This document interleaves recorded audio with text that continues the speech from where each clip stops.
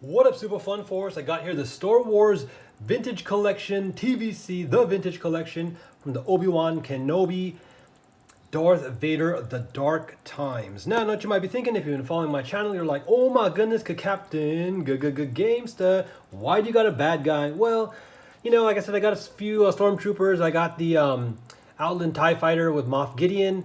So I was like, well, you know, as much as I despise Darth Vader, you know, he's an iconic sci-fi character, of course, from, you know, American cinema and just science fiction in general.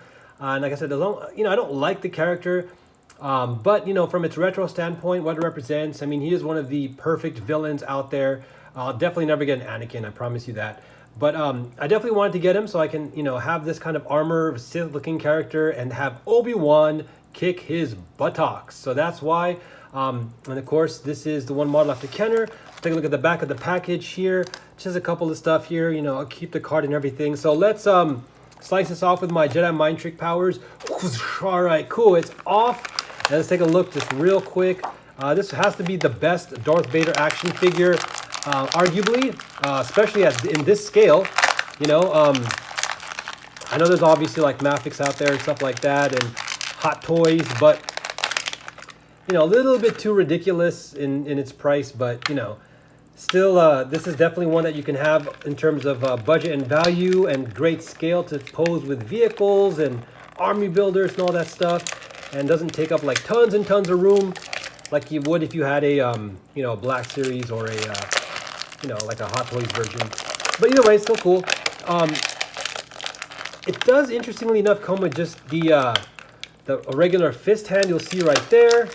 And finally, we have, see if I can get this hand out. This is going to be a little bit tougher. I'll get it later. But anyways, you can see it here. He has like the force choke hand. I think that's what that's for, because, you know, it doesn't like have a blaster. Obviously, you can also put the, so you can also put the lightsaber in there. But to me, it looks like this is more of like simulating like a force choke. So that is some dark side stuff right there. And as you can see, the default hands are just regular like clasp hands. And again, you have the force choke, and then you have this left-handed fist. So there's that.